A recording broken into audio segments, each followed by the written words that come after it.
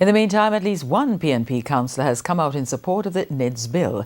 However, councillor of the Papine division, Venetia Phillips, says she wants to see the NIDS linked to all the critical agencies using the taxpayer registration number, TRN, as the main number. Starting with the birth and death registry. Link that to the tax offices, the hospitals like Victoria Jubilee. So then that too will also eliminate concerns I've heard persons raise about an underage mother, who would lie about her age to prevent the police being brought in. Say, for example, if she's 13. Now, if we had systems that were linked to birth and death registry, we would be able to eliminate some of those problems that we're talking about. Of course, it would also be linked to the EOJ. And so we would be able to assist with secondary verification when it comes to the process of our electoral system.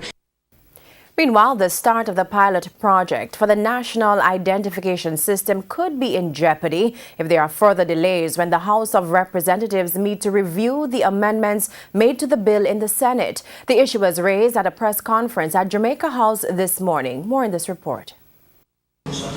I do report the result of the divide. Ayes 11, noes 6. The ayes have it. This is how the Senate voted late Tuesday night on the National Identification and Registration Bill. It was passed with 168 amendments, paving the way for the second phase of the process before it is made into law, that being the review of the bill in the lower house. But the pace of the proceedings there could impact the January 2019 rollout date for the NIDS pilot project. I'll be honest with you, because the bill has taken a little longer than we in the project team had anticipated, we will have to now go back and even see if January 2019 is realistic for the pilot. So we may even have to push it back by maybe 1 or 2 months. In fact, Program Director for the project, Warren Vernon, says the pilot program, which will see all civil servants being registered, will not start without the law being in place as well as the regulations. In the meantime, the Registrar General's Department, which will become the National Identification and Registration Authority once the law is in effect, is in the middle of the procurement process for computer systems, fingerprint scanners, cameras, and signature capture devices.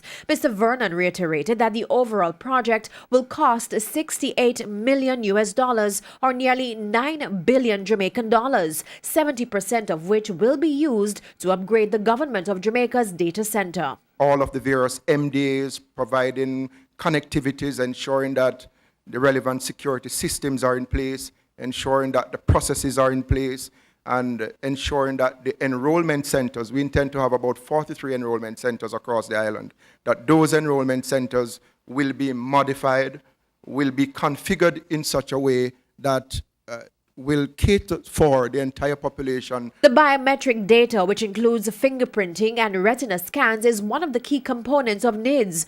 If you are unable to give fingerprint, if you are unable to give some of those, what we call core biometric information, then we will use other biometric attributes in order to register the individual.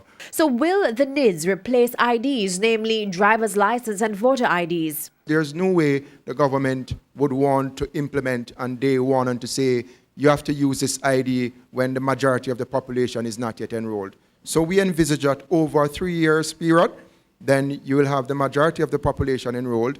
And even when you have the majority of the population enrolled, if the entities that you are doing business with are not yet up to par, are not yet converted to facilitate this process, then you will end up using those two IDs until the conversion or the adoption is done.